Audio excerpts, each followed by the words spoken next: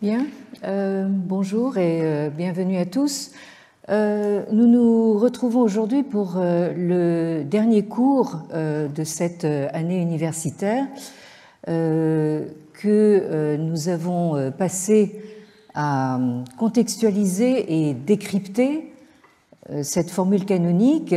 Il ne peut y avoir deux soleils dans le ciel, ni deux princes dans un même pays, en nous demandant comment les idées européennes de pluralisme politique, notamment celles de Montesquieu, ont pu être reçues et perçues dans une perspective traditionnelle chinoise qui apparaît, au moins jusqu'à maintenant, comme fondamentalement moniste, c'est-à-dire fondée sur l'idée du un.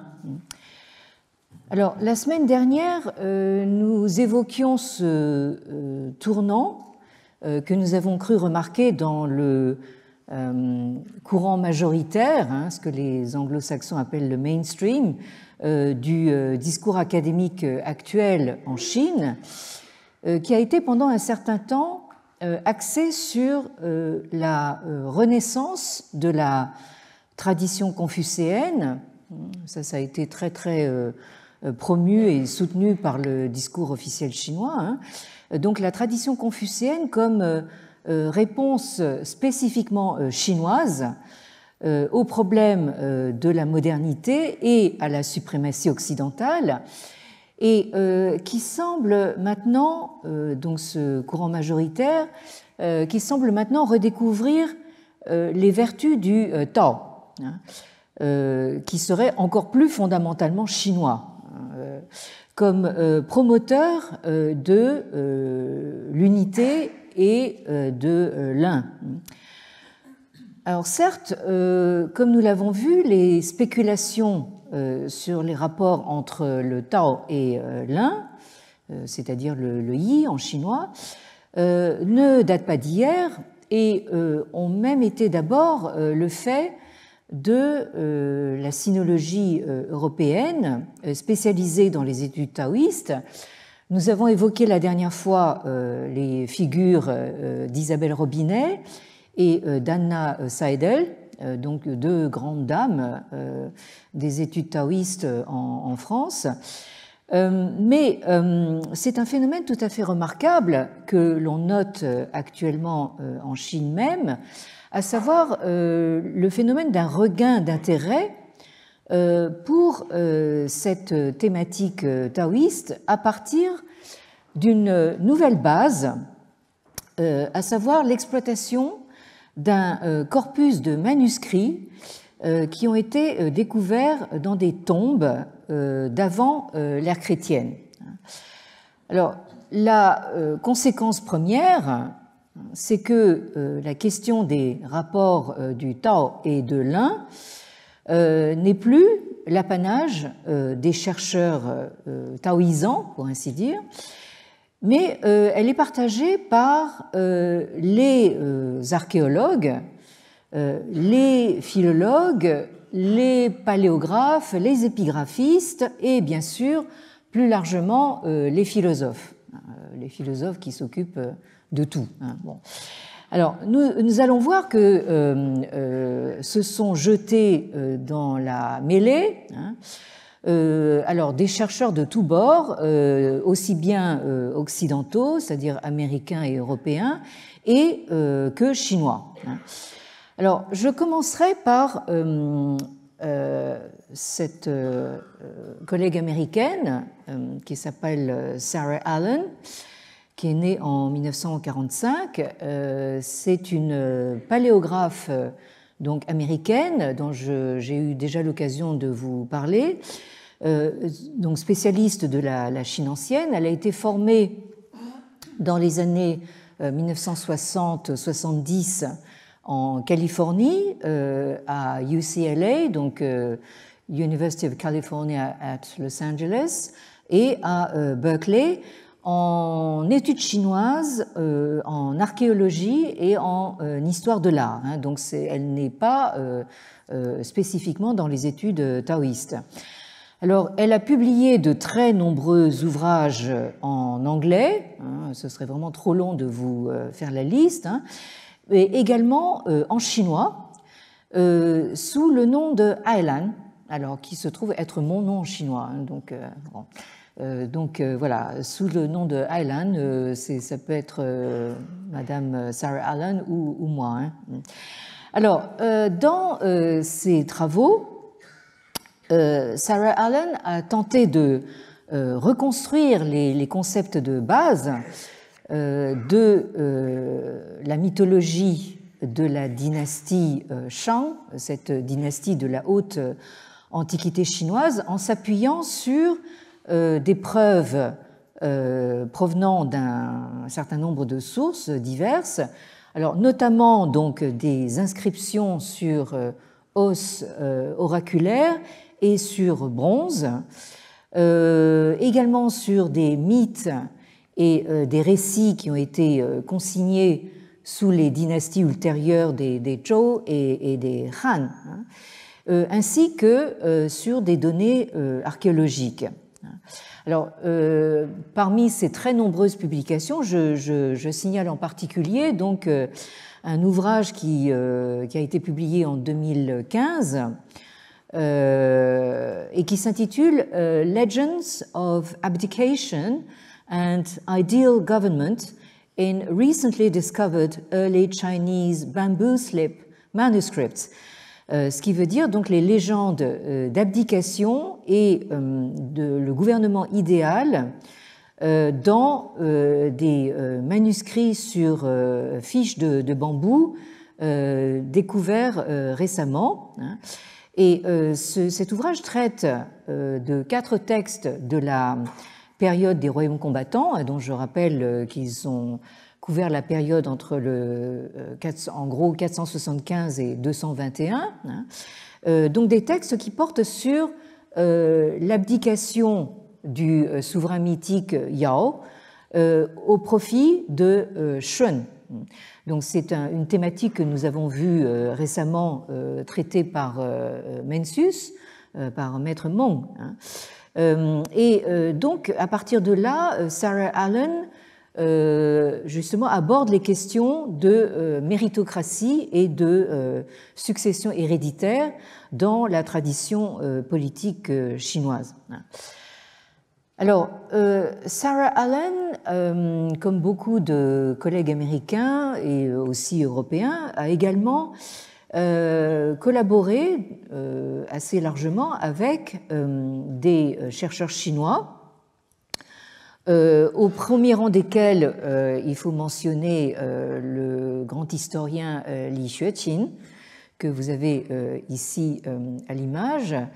Alors, il est photographié ici devant une bibliothèque, mais également son propre portrait. Donc Li Xueqin, ça a été vraiment un très grand nom de l'historiographie chinoise, un grand spécialiste de la Chine ancienne, parfois un tout petit peu contesté parce que, bon, c'est quelqu'un qui, évidemment, travaillait un petit peu sous les injonctions du pouvoir central, donc pas toujours...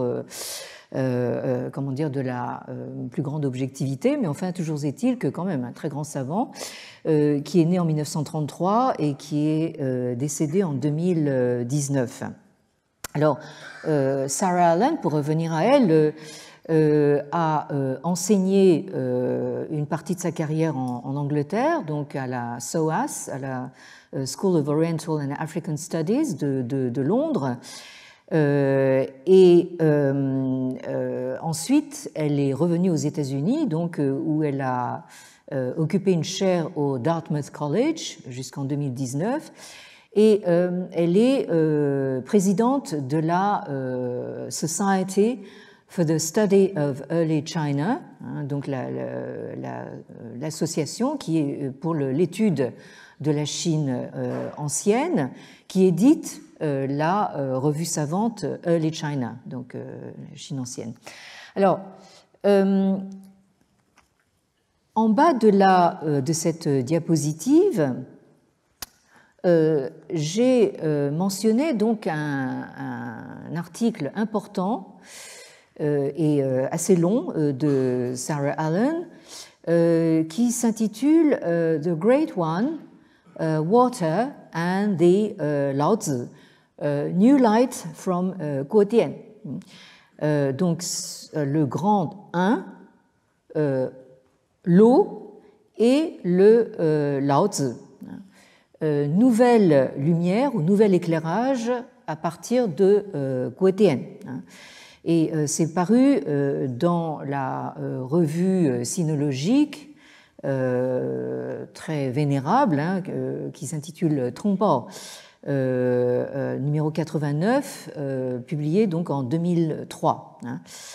Alors, dans cet article, Sarah Allen retrace donc l'historique de certains de ces manuscrits découverts dans des tombes en 1993, au moment où des archéologues chinois ont fouillé une tombe de la période des royaumes combattants sur le lieu-dit de Qingmen Guodian. Ça se situe dans la province du Hubei. Donc nous sommes au centre-sud de la Chine, au sud du Grand Fleuve. Et dans cette tombe, ces archéologues ont découvert un ensemble de textes philosophiques écrits sur quelques 800 fiches de bambou. Et donc cet ensemble de manuscrits sur bambou a été publié en 1998 sous le titre Guodian Chumu Zhujian. Donc vous avez une de ces éditions ici à l'image, avec donc l'édition du premier manuscrit du Lao Tzu. Alors, qu'est-ce que c'est que ces fiches de bambou? Vous avez ici une autre image où on vous montre justement ces fiches de bambou du pays de Chu, du royaume de Chu, découvert à Guodian. Alors, ces fiches de bambou se présentent de la façon suivante. Vous avez donc sur chaque fiche justement un texte donc écrit, c'est-à-dire donc vous avez ces colonnes de caractères qui sont inscrites donc en verticale sur ces lattes, et ensuite donc ces lattes sont reliées entre elles avec des cordons, comme vous voyez, donc deux à chaque extrémité et un cordon au milieu, et ensuite ça s'enroule comme des stores vénitiens. Et c'est pour ça que justement les premiers manuscrits en Chine se comptent par rouleau. Alors quand on vous parle d'un rouleau, c'est ça, c'est-à-dire donc c'est un ensemble de lattes qui sont reliées entre elles et qui sont ensuite enroulées. Alors, vous voyez ici donc des caractères, des proto-caractères chinois. Alors, vous avez quelquefois l'impression que vous arrivez presque à les lire, alors que ça date quand même, enfin, de plusieurs siècles avant l'ère chrétienne. Donc, nous sommes à plus de 2500 ans d'écart. Alors, certes, quand vous y regardez de plus près, c'est pas absolument aussi évident que ça, parce que ça demande quand même une formation justement d'épigraphistes. Et donc ici, vous avez les 14 fiches d'un texte que les éditeurs de cette collection de manuscrits du pays de Chu ont intitulé donc par sa première phrase, à savoir Tai Sheng Shui, c'est-à-dire donc le grand 1, littéralement donne naissance à l'eau. Alors, Ce manuscrit, on a beaucoup, évidemment, ça a provoqué bien sûr une quantité incalculable de discussions, de spéculations en tout genre, hein, parce que en fait c'est un texte qui était totalement inconnu hein, avant sa découverte sous forme manuscrite hein, dans cette tombe, et donc c'est un texte qui n'a aucun équivalent, hein, ni en totalité ni en partie, dans la tradition textuelle reçue.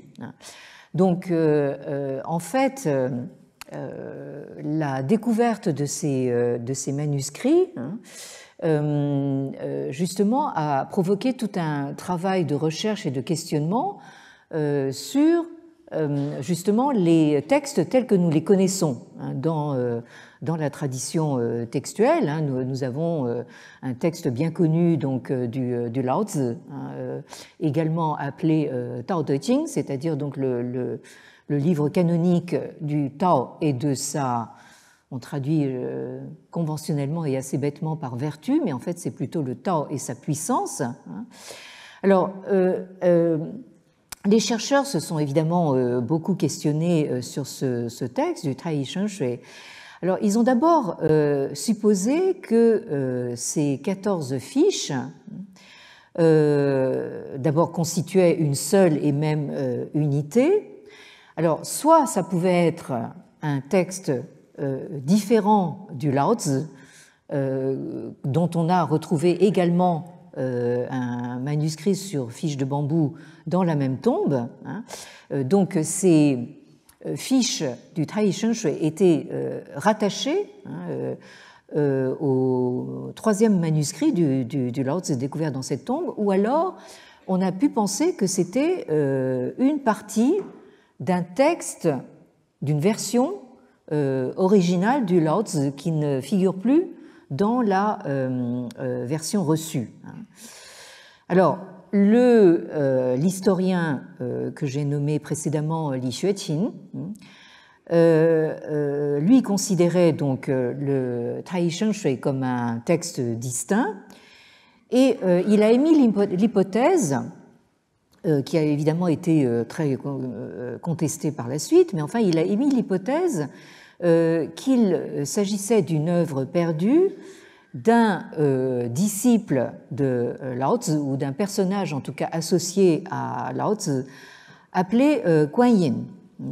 Et il en voulait pour preuve un passage du dernier chapitre du Zhuangzi, le chapitre 33, dont nous avons cité le début la dernière fois. Ce chapitre 33 qui, en fait, fait un peu la synthèse de certains courants de pensée précédant l'époque Han, ce qui permet de supposer que c'est un chapitre qui a été rédigé au début de la période Han, autrement dit, qui n'a pas grand-chose à voir avec la voix de Zhuangzi lui-même. Alors, l'extrait que vous avez à l'image met en scène justement donc ces deux personnages, à savoir Guan Yin et Lao Tzu sous le nom de Lao Dan. Alors, le texte chinois dit ceci, donc Yi ben wei jing, yi wu wei cu, yi you ji wei bu zu, dan ran du qi shen ming ju,古之道术有在于世者，观引老丹，闻其风而悦之，见之以常无有，主之以太一。Alors ça c'est donc l'expression que j'ai soulignée en rouge. 以如若天下为表，以空虚不毁万物为实。观引曰：在己无居，行物自助，其动若水，其静若镜，其音若响，物乎若亡，几乎若轻，同焉者何？得焉者失，未尝先人而常随人。Alors, c'est un passage dont je vous lis la traduction par Jean Lévy, que je mentionnais la dernière fois, qui a traduit donc l'intégralité du Zhuangzi. Et c'est ainsi qu'il traduit ce passage, donc tenir le principe pour subtil et les corps pour grossier, considérer le surplus comme un manque, évoluer impavide en compagnie des entités lumineuses et transcendantes, c'étaient là des préceptes qui faisaient partie de la voie des anciens et auxquels s'attachèrent tout particulièrement Guan Yin, que Jean Lévy traduit par le gardien de la passe, et Lao Tzu, le vieux aux longues oreilles. Alors donc le Tan ici, vous voyez qu'il a l'élément oreille parce que Lao Tzu était censé être un grand sage dont la manifestation était des longues oreilles. Donc si vous avez des grandes oreilles, ça veut dire que vous avez atteint la sagesse.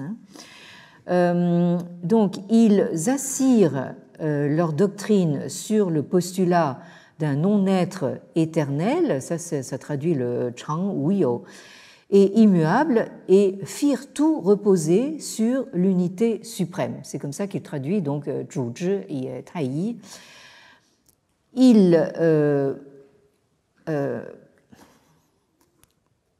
prônait donc la faiblesse et l'humilité à l'extérieur et voulait qu'on eût le vide pour seule réalité intérieure afin d'éviter de nuire aux êtres. Guan Yin, donc le gardien de la passe, délivrait ces aphorismes. Alors, Jean Lévy traduit par gardien de la passe parce que il y a cette légende selon laquelle donc Lao Tzu aurait disparu vers l'ouest, en allant vers l'ouest, et que le dernier personnage à qui il est parlé avant de disparaître à l'ouest, c'était justement ce gardien, ce Guan Yin. Alors, certains propos sont attribués à Guan Yin dans ce passage, à savoir que ton moi soit sans attache et toutes les choses se manifesteront dans leur vérité, soit l'eau en mouvement, un miroir au repos, l'écho en répondant, soit flou et comme inexistant, serein comme une eau pure, qui se conforme s'accorde, qui cherche à obtenir perdra, ne prends jamais le pas, contente-toi de l'emboîter. Alors, donc ici, ce qui a paru intéressant donc à Sarah Allen, c'est justement l'association de cette notion du Tao qui est représentée ici par Lao Tzu et par ce mystérieux personnage de Guan Yin, l'association du Tao avec la thématique de l'eau qu'on trouve de fait dans le texte du Lao Tzu, dans le texte du Tao Te Ching, où le Tao est très souvent en fait comparé justement à l'eau. Alors, vous avez dans ce texte,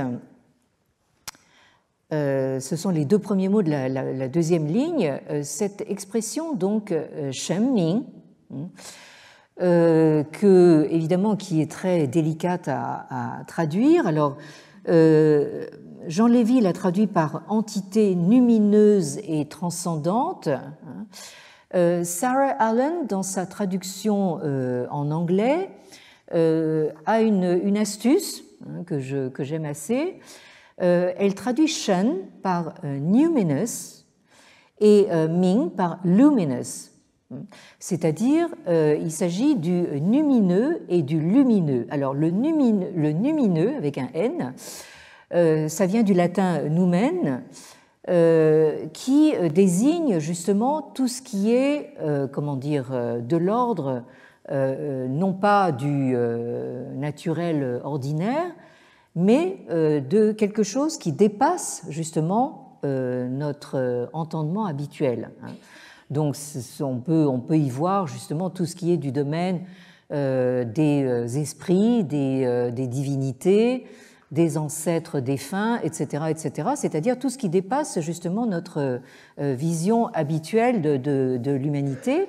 Et Ming traduit effectivement justement cette notion de lumière. Ming, c'est ce caractère qui est composé du soleil et de la lune, c'est donc la lumière, mais une lumière qu'on pourrait dire transcendante, comme le dit Jean Lévy, c'est-à-dire quelque chose qui est dégagé par une espèce d'aura surnaturelle.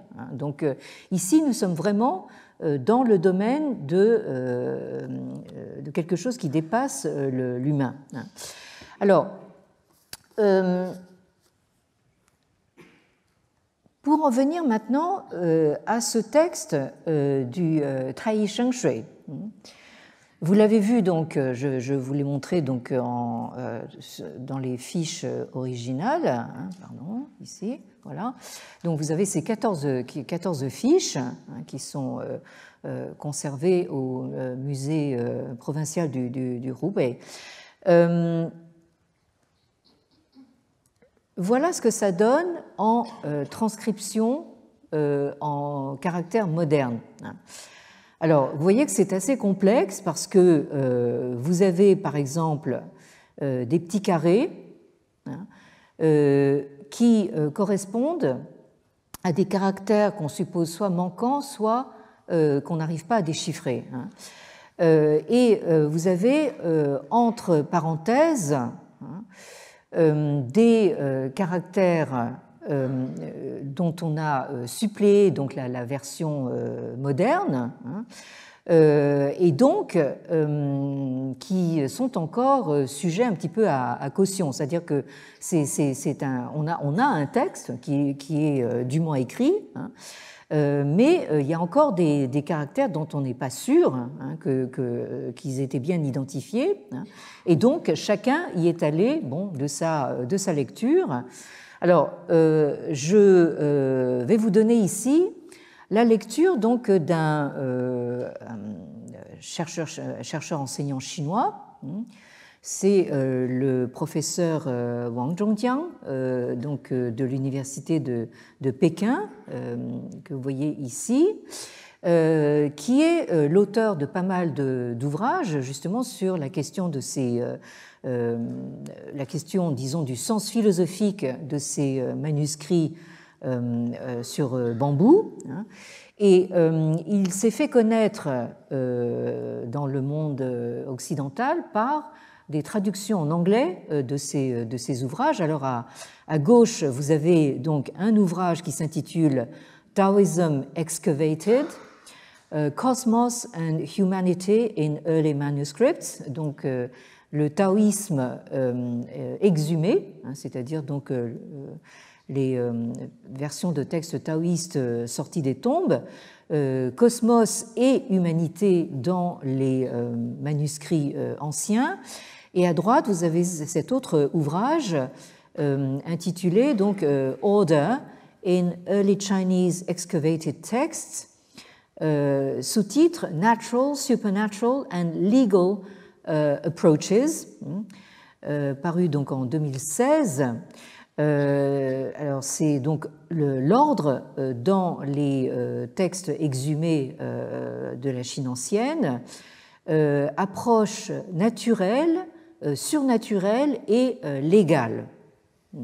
Donc là, vous voyez que dans ce sous-titre sont superposés différents niveaux qui, dans notre logique occidentale, n'ont pas grand-chose à voir les unes avec les autres, mais en tout cas, ça vous montre donc un petit peu la complexité du problème. Et voilà donc sa lecture, c'est-à-dire la façon dont il rend donc en chinois moderne le texte du Tai Sheng Shui. Alors, nous allons juste lire les 8 premières fiches sur les 14, parce que c'est déjà assez complexe, et il n'y a que justement cette première partie qui nous intéresse vraiment. Donc, alors, Tai Yi Sheng Shui. Alors déjà, il y a un problème sur le tout premier caractère parce que tout le monde a pris l'habitude de le lire Tai, qui veut dire donc très grand ou le plus grand ou le suprême, alors que on peut en fait ce qu'on lit c'est Ta Yi, c'est le grand 1. Bon, alors Tai Yi ou Tai Yi Sheng Shui, Shui fan Fu Da Yi, Shi Yi Cheng Tian, Tian fan Fu Da Yi, Shi Yi Cheng Di, Tian Di Fu Xiang Fu Ye. Alors, vous avez ici donc cette première phrase qui vous dit donc le grand 1 ou le l'un suprême donna naissance à l'eau. Alors, comme vous savez, les verbes en chinois, qu'ils soient anciens ou modernes, ne portent pas la marque du temps, et donc on ne peut pas savoir si c'est un passé ou un présent. Donc, si on considère que c'est un processus qui continue, il faut le traduire par un présent. Donc, le grand 1 donc, donne naissance à l'eau. L'eau fait retour, fan, et assiste le grand 1, et c'est ainsi qu'est produit donc le ciel.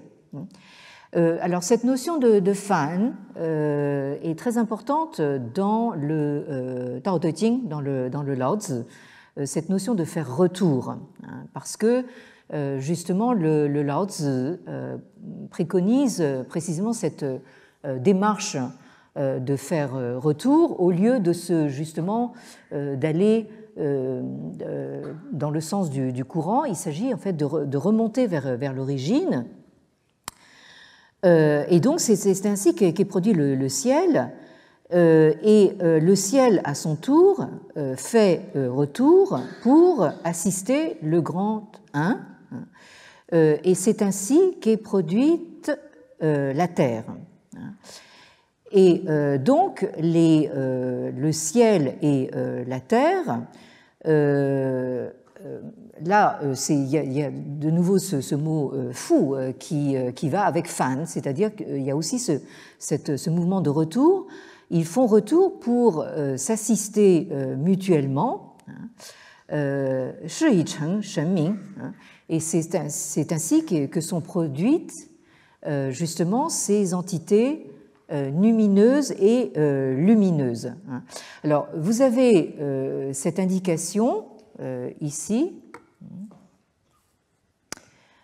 Tianyi, c'est-à-dire que ici nous arrivons à la fin de la première fiche.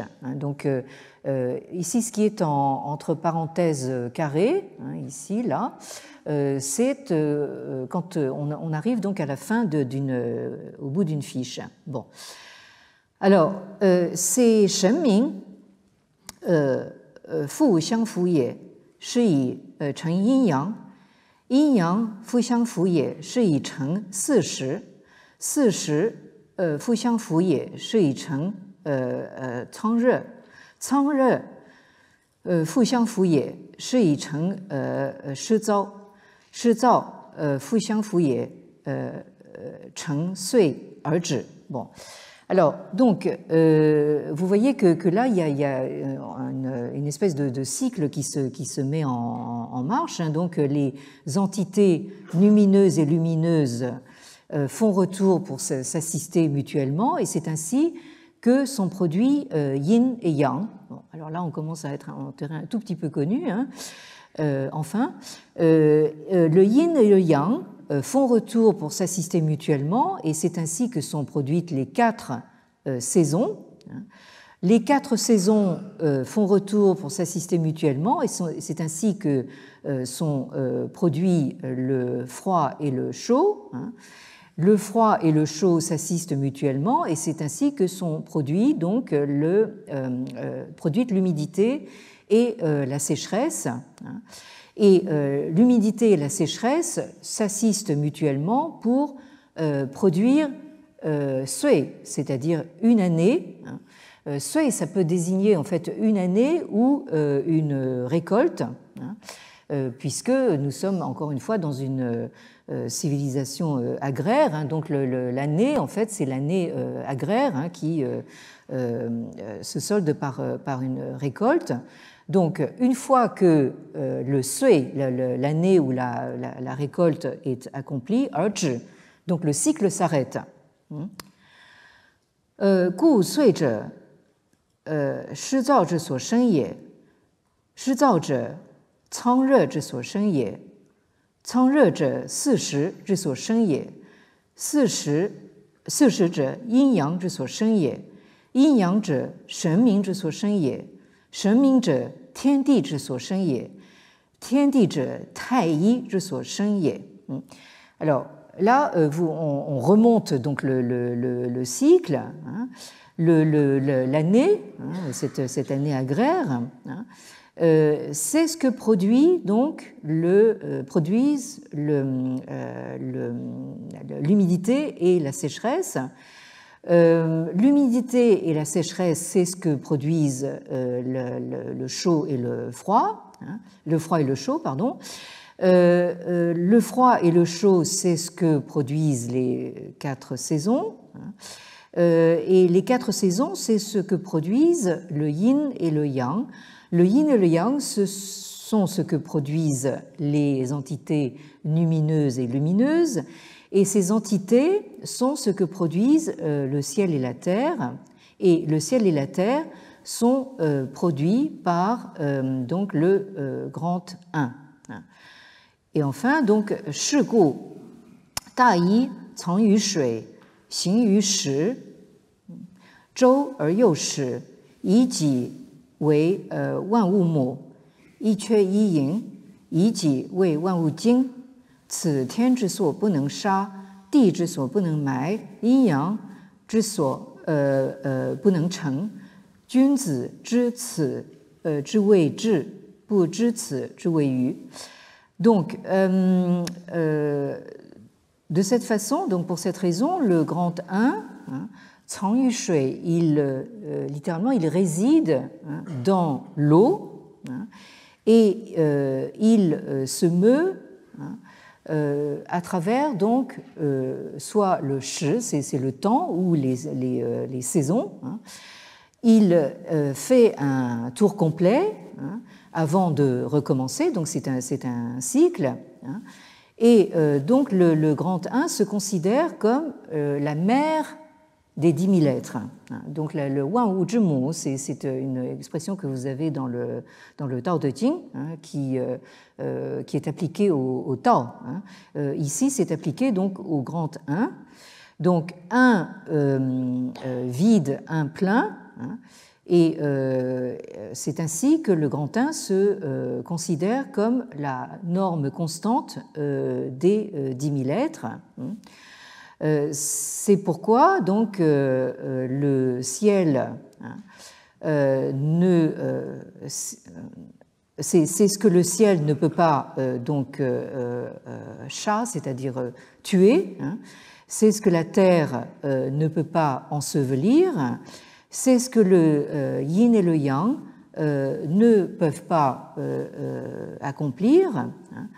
Alors là, la dernière phrase, le professeur Wang Zhongjiang y va de son interprétation, parce qu'il supplée enfin, des caractères qui ne sont pas dans le manuscrit. Donc le Junzi, l'homme de bien, c'est cela parce que justement c'est que c'est là la sagesse. Et celui qui ne sait pas cela est un imbécile. Alors le caractère yu, c'est lui qui l'a suppléé. Bon, alors donc c'est sans garantie. Donc c'est juste une supposition de lecture. Alors, vous voyez que nous sommes dans quelque chose de vraiment pas très simple, hein, d'autant plus que alors, ce qu'on comprend quand même de ce texte, c'est que nous avons une identification donc du concept bien connu de Tao, hein, de la voix, avec ce grand 1, hein, ce Tai ou ce Tai.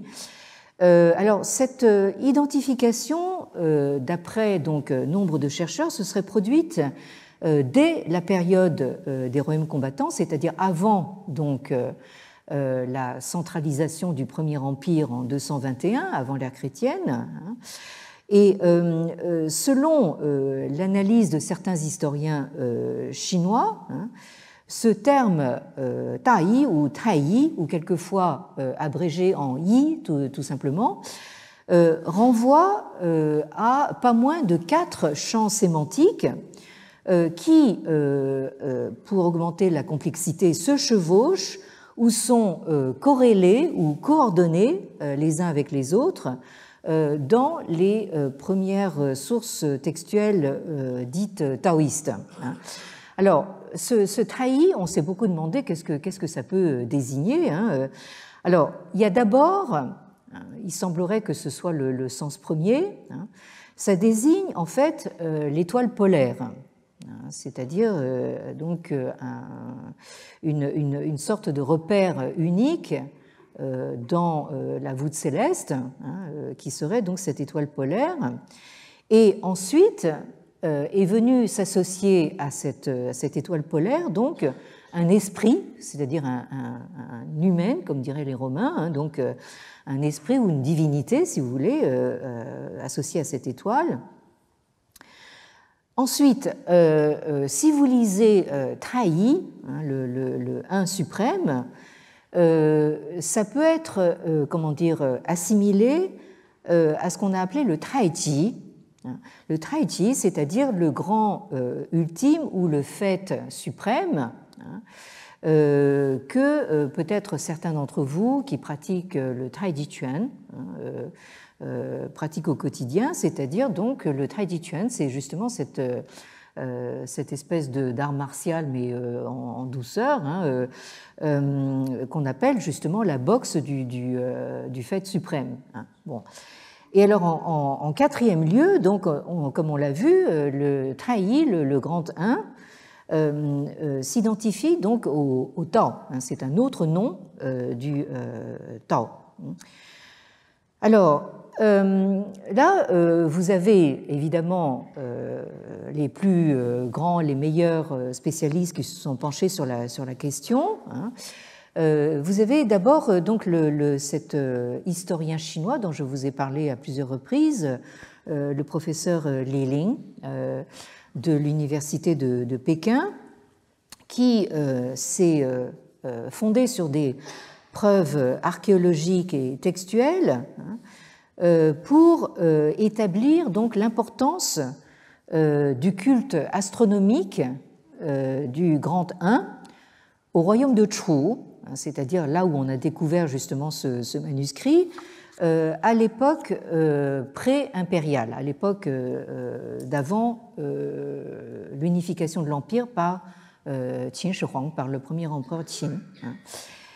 Et selon Li Ling, lorsque nous arrivons donc sous les Han antérieurs au règne du grand empereur Wudi, un des grands justement règnes de cette première partie des Han, qui a régné donc entre 140 et 87 avant notre ère.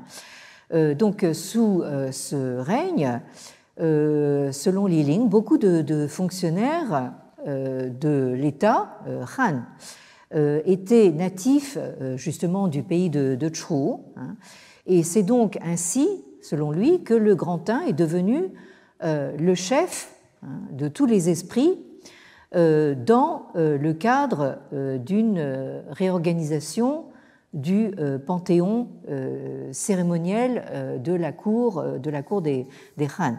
Han Wudi est connu pour avoir eu une espèce de passion démesurée alors pour les sacrifices et le culte de l'immortalité, hein, c'est-à-dire la sienne propre, hein, d'immortalité forcément. Hein. Il a vraiment essayé toutes sortes de recettes plus ou moins risquées, enfin, d'obtention de l'immortalité. Bon, apparemment, il n'a pas vraiment réussi, mais il a obtenu l'immortalité dans l'histoire chinoise. C'est quelqu'un qui a introduit un certain nombre d'innovations dans les objets et les méthodes de sacrifice officiel.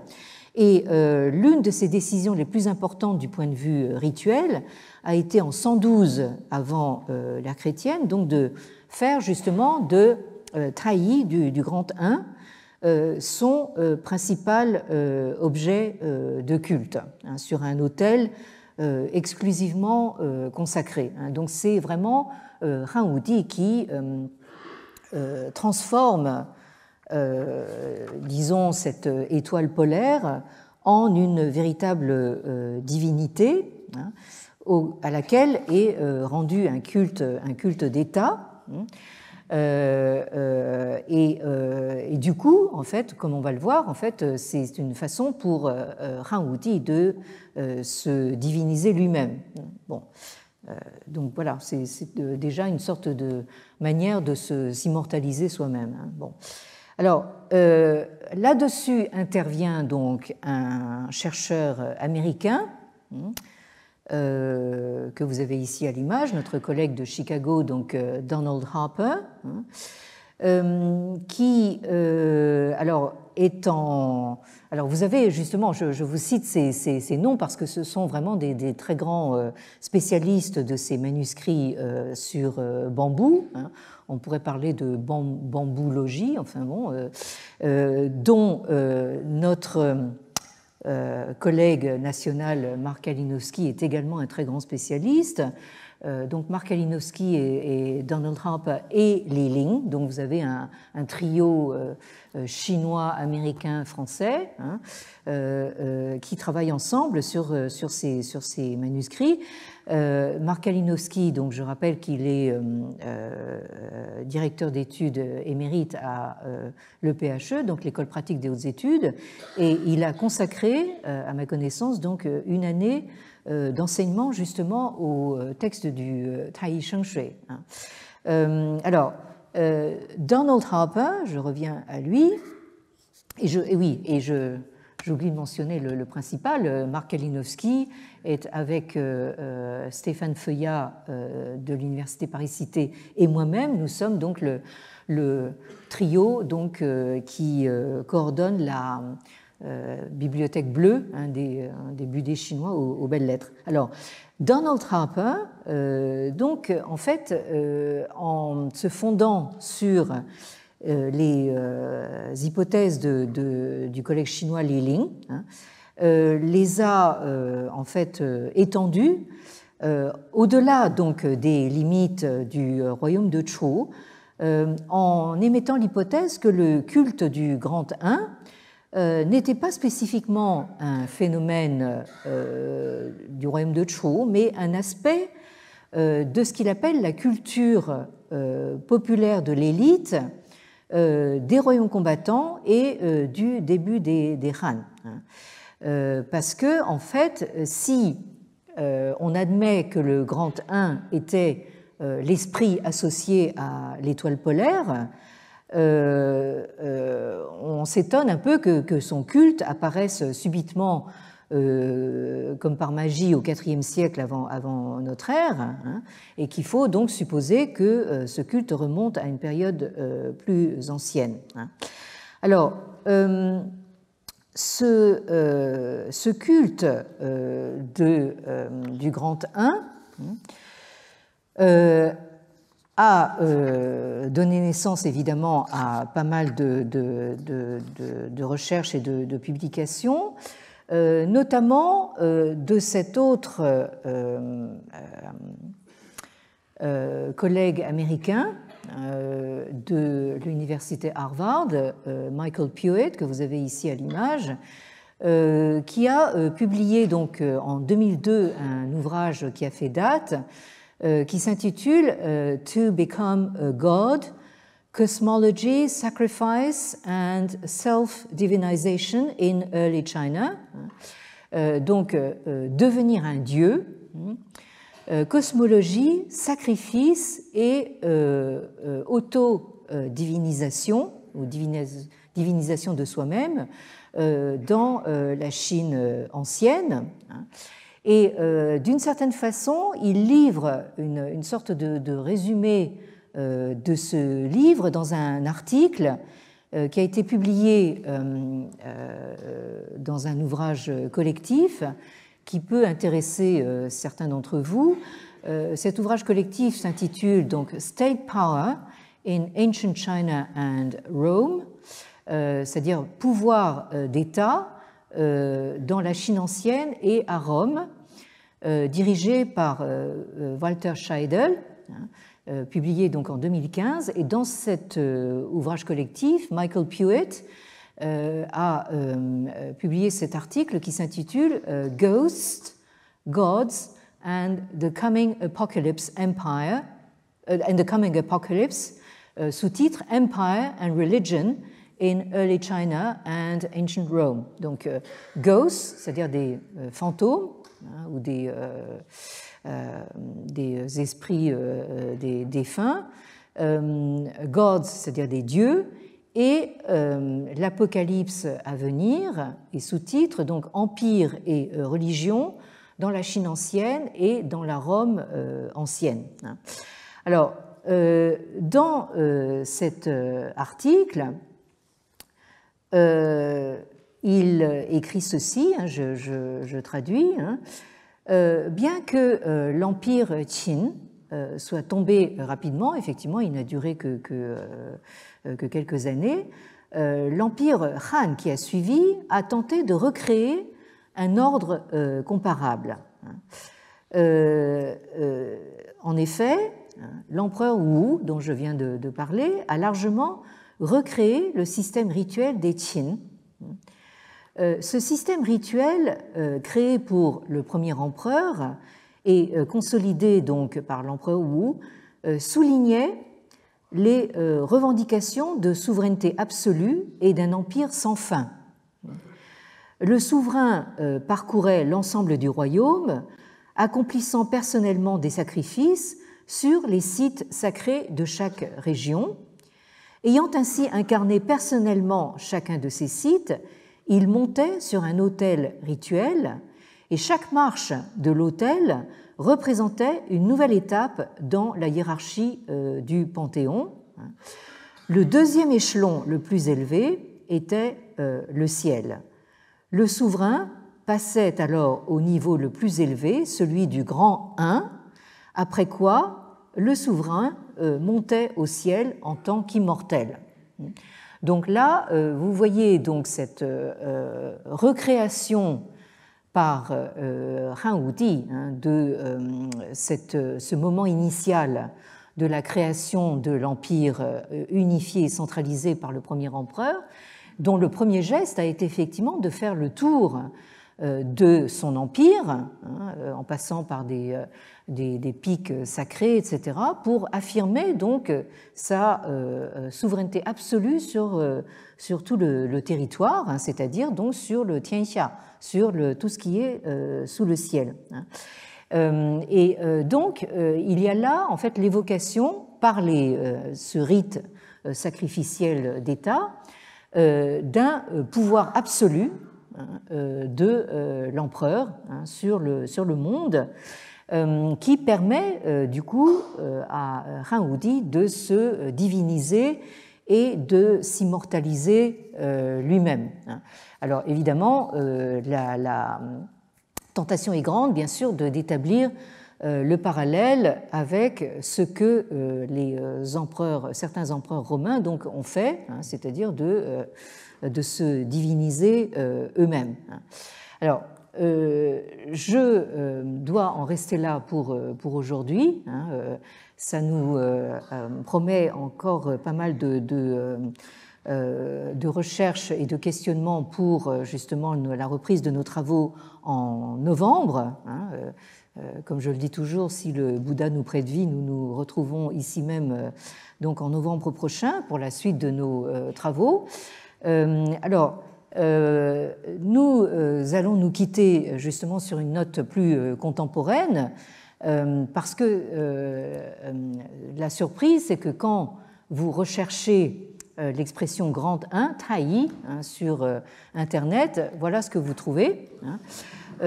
Donc c'est le dernier chanteur pop chinois à la mode. Donc il fait de la pop que j'aime pas beaucoup. Enfin c'est très, comment dire, de la pop aux caractéristiques chinoises.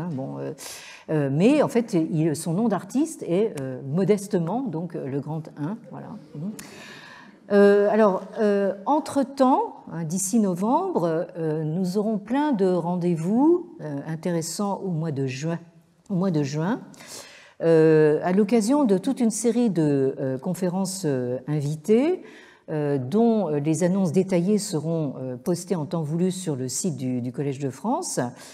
Nous allons commencer par deux collègues japonais, parce que en fait, nos collègues japonais sont vraiment, je le dis toujours, les meilleurs connaisseurs de leurs voisins chinois.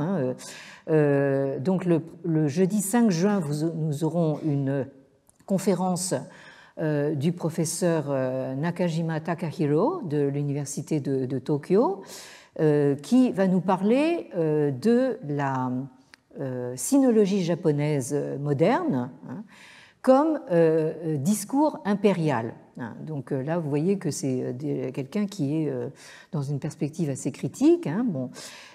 Une autre collègue japonaise va arriver en même temps pour faire une série de 4 conférences. Donc, elle s'appelle Shimazu Naoko, également de l'université de Tokyo, et elle va nous parler donc des guerres menées par le Japon au XXe siècle, de 1905 à 1945, et aborder principalement du point de vue de la diplomatie japonaise, dont elle est spécialiste.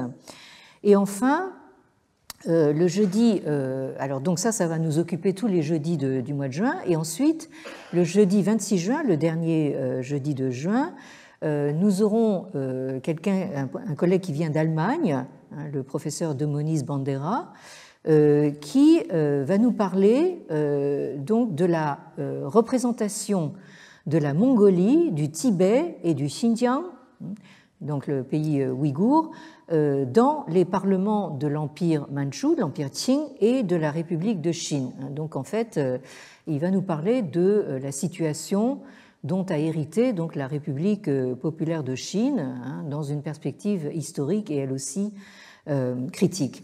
Alors, pour l'heure, permettez-moi donc de vous souhaiter une bonne entrée dans la nouvelle année chinoise, qui commence donc dans une semaine, l'année du serpent de bois, qui va commencer le 29 janvier. Alors, je me suis permis de faire un petit écart culturel en empruntant donc le Python du livre de la jungle de Rudyard Kipling, vu par Walt Disney. Alors, je ne sais pas si vous avez vu ce film d'animation, c'est assez amusant. Et vous avez alors la danse hypnotisante du python K, qui dit en anglais « trust in me » et qui dit en français « aie confiance ».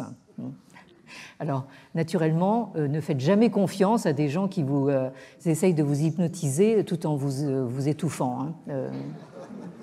Bien. Merci beaucoup de votre présence et à une prochaine.